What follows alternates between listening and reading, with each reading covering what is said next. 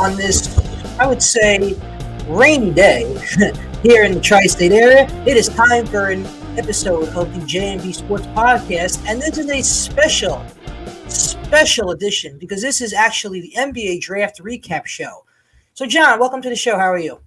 Good, Brennan. A very pleasant good afternoon to you out there. How are you this day? I'm doing good. Gotta say, after those, I'm a little, I'd say, shocked with the Yankees because how do you go? What was it? 16? What was it? 16 and a third, I believe. 16 in two-third innings. Something like that. Before they finally. How do you go that long without a hit? Yankees. The best team in the league goes into play the Astros, and there's high expectations because the Yankees are the best team in the league, and the Astros really played hard against them. I mean, they split the series, so that's good. They should have been swept in that series if you really think about it, the Yankees. Listen, if it wasn't for LeMahieu, I don't think they would have won this. They would have won yesterday, so. Well, before we get into anything else, we have to give a big congratulations to our two new champions from yesterday. Oh, yeah, congratulations to the Colorado Avalanche for winning the Stanley Cup Finals. Yep, and Ole Miss winning the College World Series last night.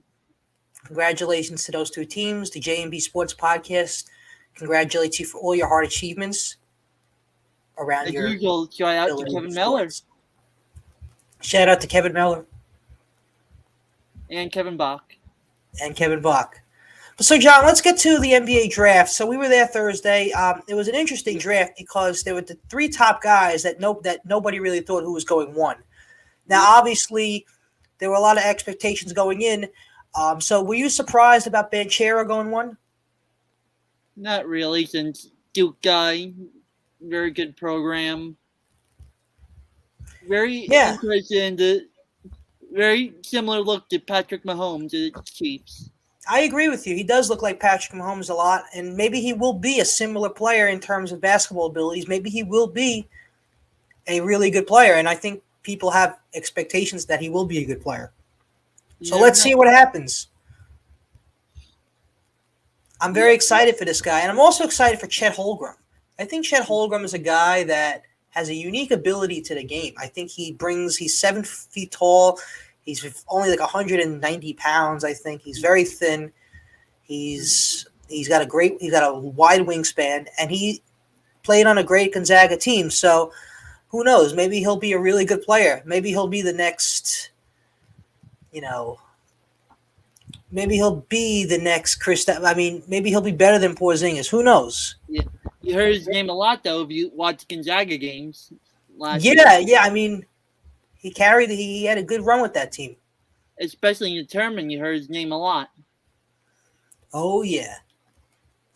Chet Holmgren. I wouldn't have been surprised if he went one. I think a lot of teams are talking about him going one.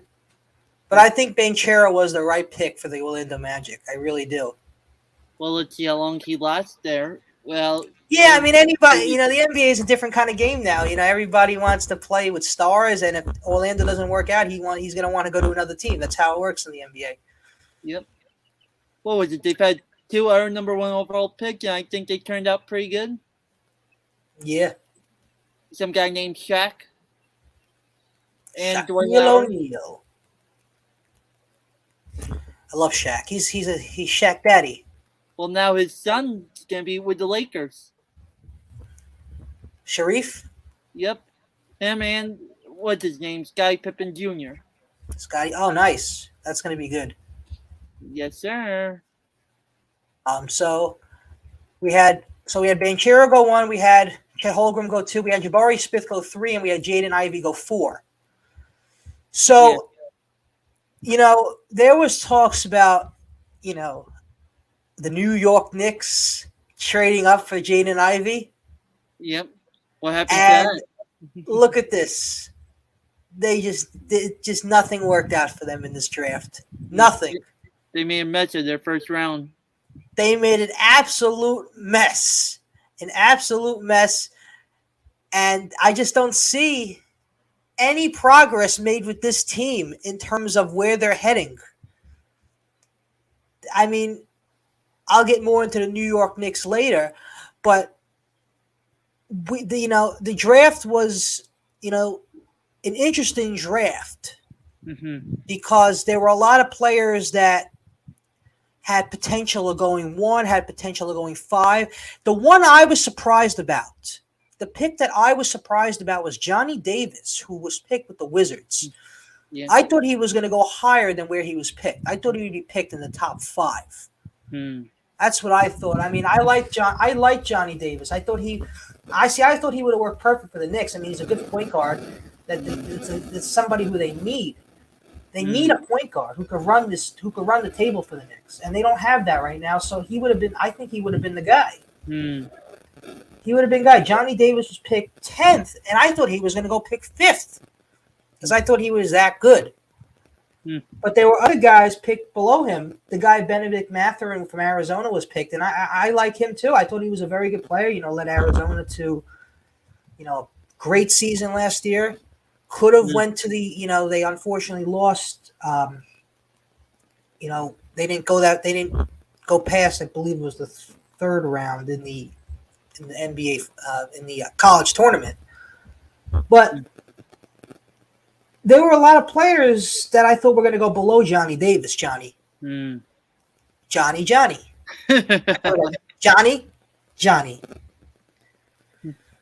yeah, I mean, Johnny Davis should have been picked, I think, 5 or 6, because this guy I think is going to be really good. I mean, considering he got his own commercial going into it, you would think he would get. Yeah, the Taco Bell. There's the Taco Bell commercial where where they call his name. Next pick, Johnny Davis, and then he goes on the stage, and it's a Taco Bell commercial. So, yep, yeah, that's how a lot of people know Johnny Davis is from that commercial. Yep, unless you watched him, obviously. Yeah, I mean, I know people who follow Johnny Davis closely, and they say he's a very good player, and he is. Before we get any further, we have to give a very important shout out to my cousin Giacomo for the idea of going last Thursday night. That was a good idea. And it was a cool kind of event. It wasn't necessarily the typical go into the game and just go right to your seats and wait till the game starts. This was like an event where you walk around, you see people, maybe notable figures. It was that kind of event. It wasn't like your typical, go into a Yankee game and just go right to your seats. The game's going to start at 7 o'clock. No, it didn't work. It wasn't like that. This was like a cool, like formal kind of event, Yep. I enjoyed it. I'm definitely down to go back again in the future. That was a good event. Especially if you know more of the guys, right? Yeah, and it's good that this year was important because last year, well, I believe 2 years ago, they didn't have the NBA draft in person, obviously because of COVID. So it was good to have the draft back. I believe that was a conference call that year. It was. That was the year Obi Toppin was picked with the Knicks. And quickly was picked. So here comes the rain again. Oh, great! Here comes the rain. Here comes the rain. But listen, with the NBA draft, man, were you surprised about the Nets not having any picks? I mean, with the way they're heading right now in terms of, Kyrie Irving might be heading out. There's even talks now about Kevin Durant maybe monitoring his situation with the Nets and might even look to go out too. So what's your thoughts on that? Do you think the Nets should try to get some picks so they could try and rebuild some prospects?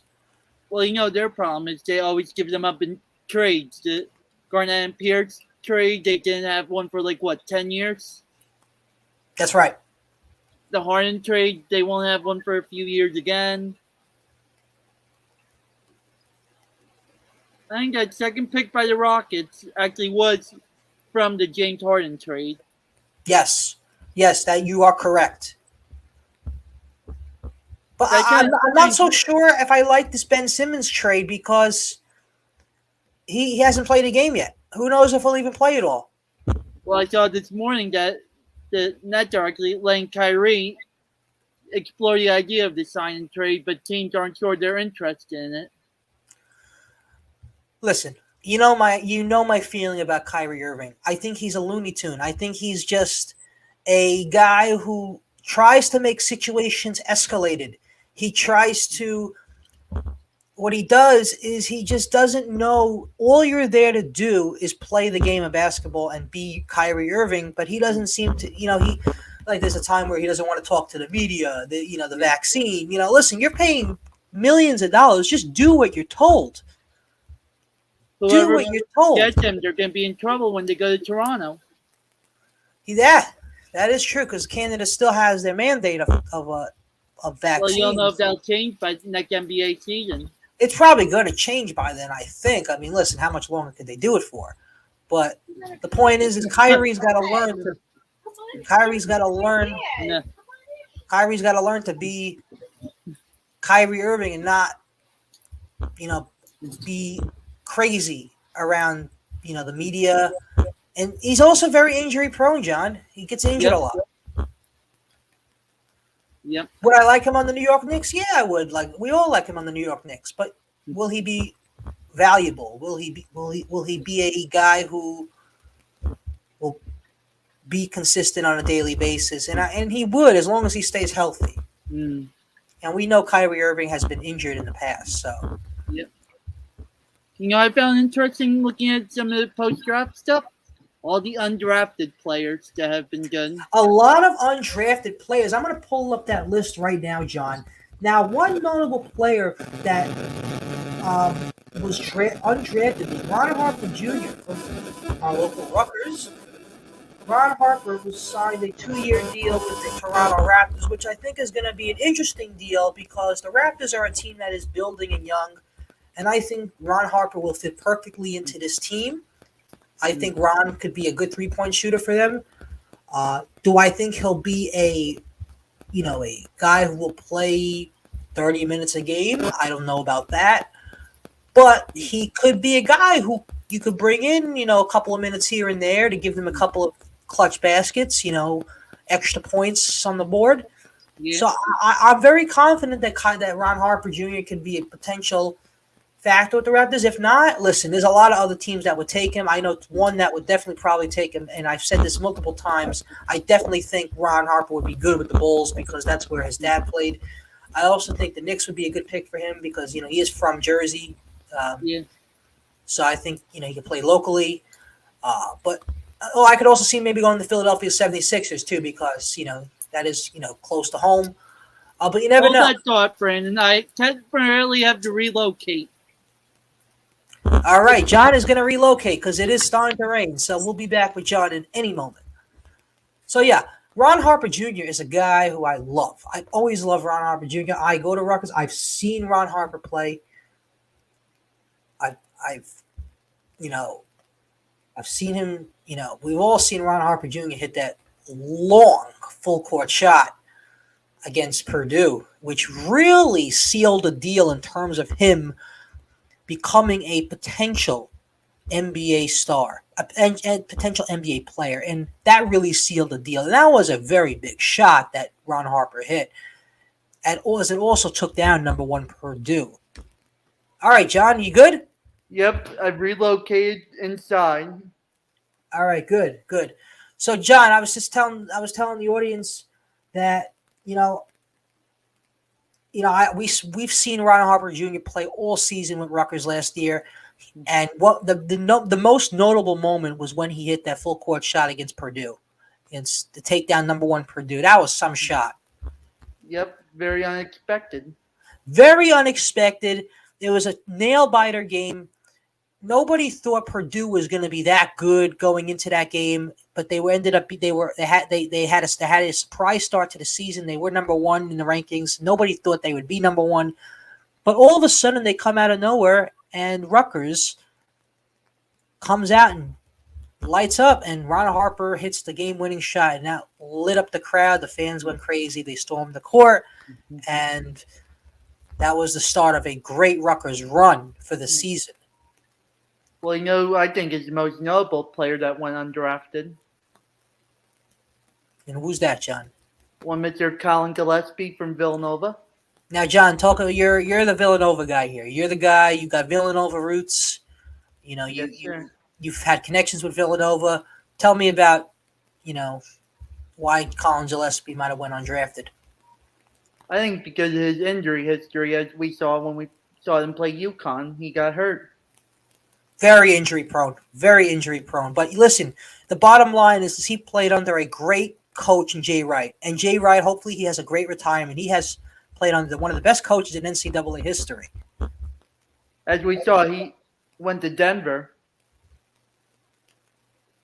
And his teammate, Jermaine Samuels, is heading to Indiana as well. Another good player in those Villanova teams. Boy, wouldn't the Philadelphia 76ers love to bring Gillespie in someday? Yep. It would make perfect sense, too. If you look at the list, there's actually a few Big East players on the list. Name me them. Let's see. Just looking at a list that has all the teams.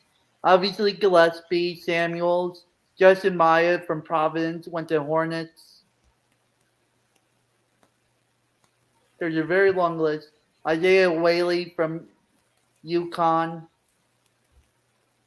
Isaiah Whaley. Justin Lewis from Marquette.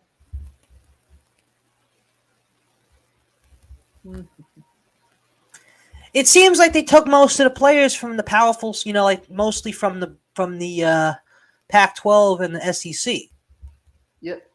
UConn also had RJ Cole go to the Lakers. Interesting. But the bottom line is that the undrafted players could be eventually very good. Just because they're not drafted doesn't mean they're going to be scrubs and not be able to play in the NBA. That's actually it's the opposite. They actually sometimes are better than the drafted players. In all sports. I think didn't Tony Romo go undrafted in the NFL? Yeah, Tony Romo was undrafted, I believe, and he turned out to be one of the best quarterbacks in Dallas Cowboys history. And now look what he's doing with Jim Nantz.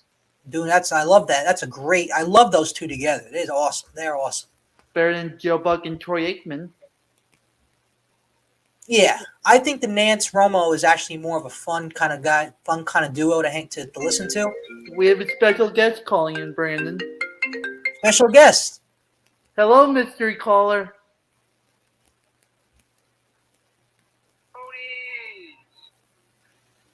You hear who it is, Brandon? Am I on the show? Brandon, we're on the show, whoever that is.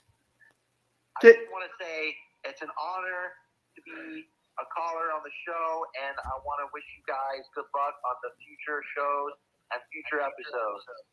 Thank you, mystery caller. Thank you so much for your kind words. That was our actually first call that we had on a show. Want to hear who it was? Yeah. It was our friend Tony. Yeah. But listen, keep bringing in the calls. Keep bringing the calls. We're gonna try and do, John. I'm thinking what we should do is we'll do a show one day where we could just take calls and questions from emails and stuff. That would be a cool idea. We could do, a live show. We could get questions and stuff, and then we might have a special guest on the show within the next week or two. We're just working out the days that he could be around to do it. And what I'm bringing him on. He's gonna talk about college football, as we are about 2 months away from the college football season starting. A couple of months away from it starting. So we're gonna have him on to talk about the college football season coming up, and we're also gonna have him talk about, as we're talking about today, the NBA draft and the Knicks, where the Knicks landed, where the Knicks could go in free agency and stuff. But listen, John, I'm a one of million depressed Knicks fans. Yeah. You saw Steven. You saw. I am one of a million. There's a million. There's millions of Knicks fans out there who are just upset right now. Especially you. Especially me. Especially Stephen A. Smith. Did you see that reel where Stephen A. was crying at the draft? I don't think I did. Spike Lee was like trying to make him feel better. He was at the draft sitting in like the booth upstairs. I'll send it to you later, but the poor New York Knicks, John. They're a mess. They're a mess. You know what you could do for their new theme song? Play circus music. All I can tell you is this: got to get Brunson. Get Brunson or get somebody good in this draft, in this free agency. I'm sorry, free agency. But once again, the New York Knicks are in a position where they don't know where they're heading. Mm-hmm.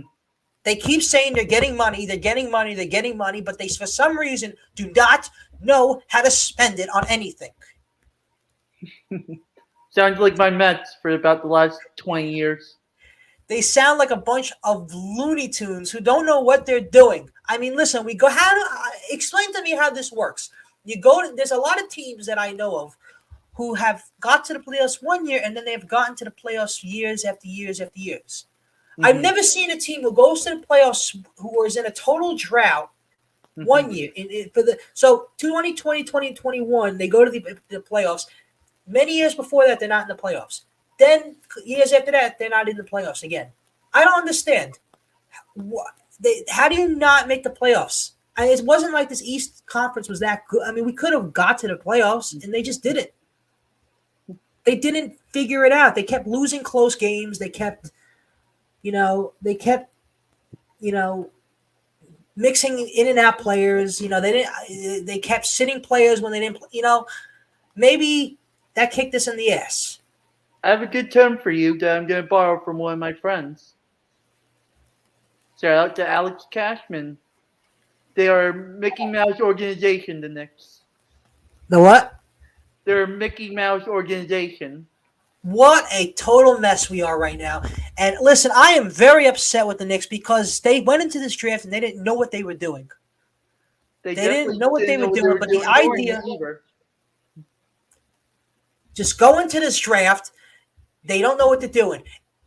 I'm going to be very upset if they go into this free agency and they don't do what they're supposed to do. If they don't get somebody like Brunson, this team is not heading in the right direction. I am tired of hearing that they are rebuilding. When are we rebuilding? The time we are all rebuilding, we're going to be in the year 3000. None of us will be in the ground. We'll be in the ground. We're going to be dead in 3000. If they don't, they keep saying they're rebuilding, and they haven't rebuilt anything. They're a real mess. And I'm not saying the Nets are any better. But at least they have a couple of stars on the team. We have nobody. I think it's time Randall's a guy that looked good. Now, who knows? He might be out of here soon. Sell the team. I'm not so sure if that's the reason. I just think it's the problem now that nobody wants to play in New York, John. They're a poorly run organization, like a lot of these teams in this area. The Knicks, the Giants, I should say the Giants and Jets might actually have somewhat of a positive to them after that draft, but nobody knows. At least the Giants and Jets actually held 2 picks in the first round. Yeah, the Knicks had nothing. Well, they did. They carried it away. They had 11. Well, yeah, they had 11th, but then they traded it away. Yep, they traded for, I think, 13, and then they traded the 13th pick. They did. The point is they did absolutely nothing that we want to see. Mm-hmm. Okay, the Knicks did good in 2019 when they got R.J. Barrett. Okay, that was a good pick. He's actually ended up being a very good player for them. Okay, they're best right now. Without R.J., this team wouldn't have been actually somewhat of a. They wouldn't have had 30-something wins last year. Well, they might actually break the all-time record for losses in a year. I think. Who, the Knicks? Yeah. I can't stand when the Knicks just don't get a star. You know how many years we've been waiting for somebody to come to the city? Years. Now, listen, we also hope Donovan Mitchell comes to the Knicks. That would be good for him. You see, he's always around. I think he took BP at Citi Field a couple of weeks ago. His dad worked for the Mets. He's a New Yorker. I don't even know. Was he born in New York? Yeah, he was born in New York. I actually want to look where he's from. You would think he had to be from the Queens area. Yeah, that's correct. If he's always appearing at Met games. Just upsetting. The New York Knicks just don't know what they're doing right now. He's from Elmsford, New York. Elmsford, New York. He's actually younger than me by 8 months. Went to high school in Connecticut. Okay. But I like Mitchell. I think he's a very good player, John. I think he'll be a very good pick. I think he'd be a very good fit for New York, for sure. The thing is, you have to give up more to get him. Well, I'll be out. Listen, to get a star, I'll do anything to get a star. I'll give up a Tesla I'll give up a Tesla to get Donovan Mitchell. Listen, I love him on the team. Listen, that'd be the best thing that ever happened to us. Very interesting. We haven't had anything like that in the last 3-4 years, maybe more. What do you think since Carmelo left? When the best thing that happened to us in the last decade was when Carmelo lit up the Garden. That was the best thing that ever happened. And then all of a sudden, we just start going downhill from now. The Phil Jackson era was an absolute disgrace that didn't do anything for the team. It only made it worse.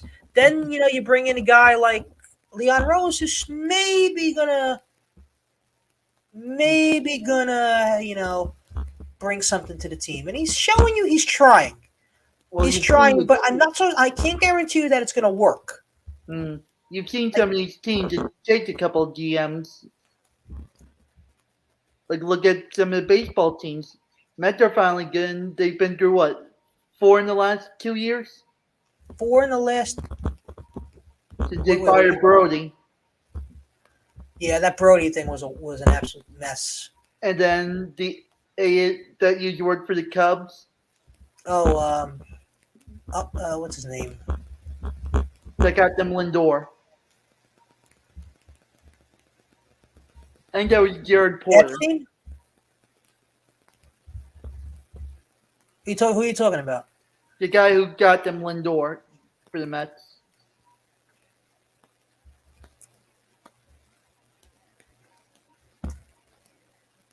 I believe that was Jared Porter. Jared Porter, that's who it was. And wasn't he in a scandal or something? He sent inappropriate pictures. That's right. I remember when that story blew up. Yep. Here's what it was. Jared Porter was the one that got them Lindor, and then 2 weeks later got fired. Interesting. Yep. He was hired December 13th, fired January 18th. Yeah, well, listen, he should be fired. I mean, you're that up and you're that high in the Mets organization. You gotta somewhat be. You gotta behave. You gotta do the right thing.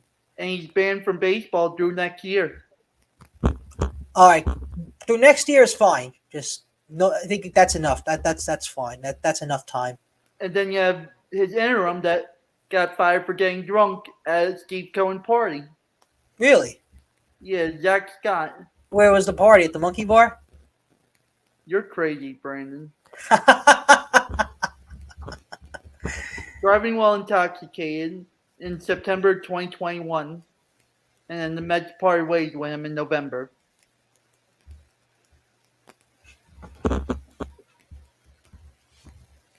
Yeah.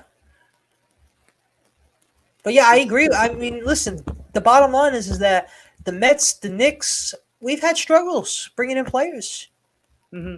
You have to have like a good culture around you. Have the right coach. Want players to actually come in. Well, I think Thibodeau draws a good pool of players. I mean, listen, I know a lot of players are respected by. I know Thibodeau is respected by a lot of players. The question is do these players want to come to New York, the Knicks, and be part of this rebuild? That's the bottom line. Mm-hmm. Now, listen, it's going to come down to money. Now, unfortunately, the New York Knicks don't have. There's a limit. It's not like baseball. We could spend. There's a salary cap in basketball. Yep. You have to watch the contracts got see the Yankees, for example, they just spend money on anybody. You go out and spend on a contract on Matt Carpenter on the day, and then the next day you get somebody else. Yep. But Max Scherzer for what, $40-something million a year for 3 years? Yeah.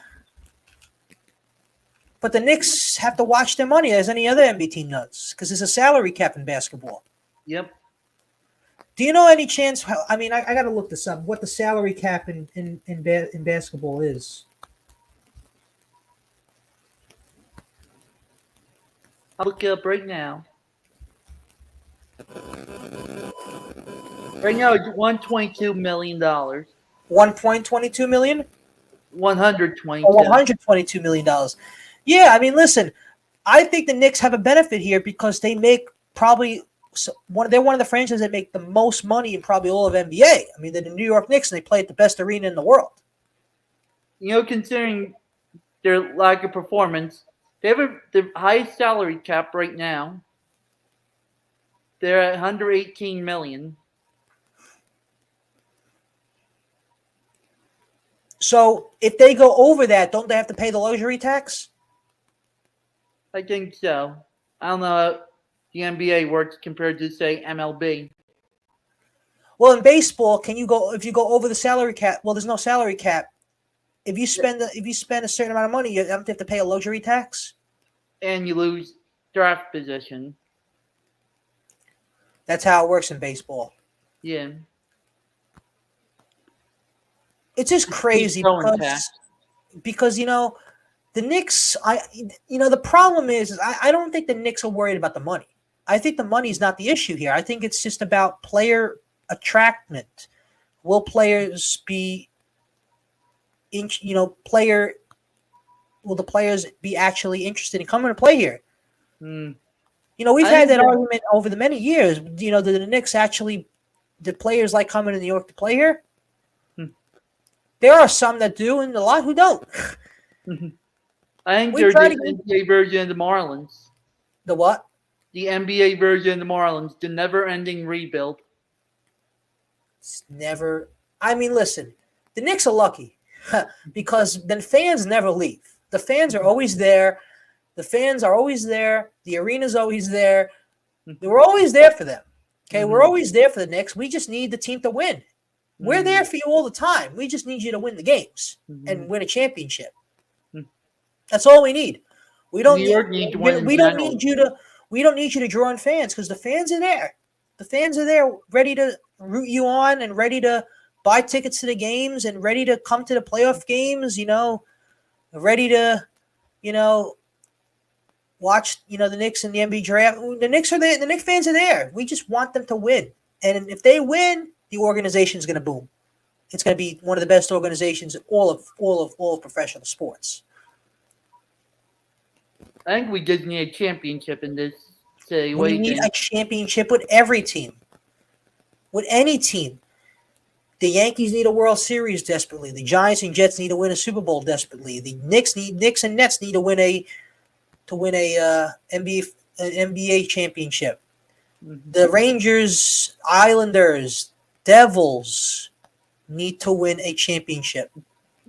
Out of the four major sports, do you know who was the last New York-based team to win one? The New York Giants. Correct, in 2011. Yeah, but you know what? The Giants, I hope, are good again. Listen, I think they'll be good. I have confidence in them. I think the main problem is I don't think anyone's even reached the championship since the Mets in 2015. Yeah, I mean, the Mets should have won that series against the Royals. But Daniel Murphy forgot how to field a ground ball. Oh, the Mets back in 2015. That was there was a good team, but they had some things they had to fix. Daniel Murphy basically turned into God. But I love Terry Collins, though. I think he's a great coach. I thought he was a great coach. Yep. Deserved manager of the year that year, I think. Yeah, he's a class of a man, too. I mean, I had the privilege of meeting him once when I went to a game, and he actually was a class act. But I like Buck right now as the Mets manager. Buck is awesome. I love Buck. I always love Buck. I think he could finally bring his team their title that Steve Cohen guaranteed in the next 5 years. I think you're right. I think this team could win a championship. I really do. I just think there's still the one thing they're lagging is injuries. I think they need to learn how. Grom could be injury prone a lot. As long as they gotta learn to stay healthy. If they stay healthy, I think they'll be really scary in terms of winning the World Series. They have big injury news this week. What is that, John? Max Scherzer's making yet another rehab start for whatever a Rumble pony is. And DeGrom drew live BP the other day in Miami. Well, listen, Scherzer's going to be back soon, so that's good.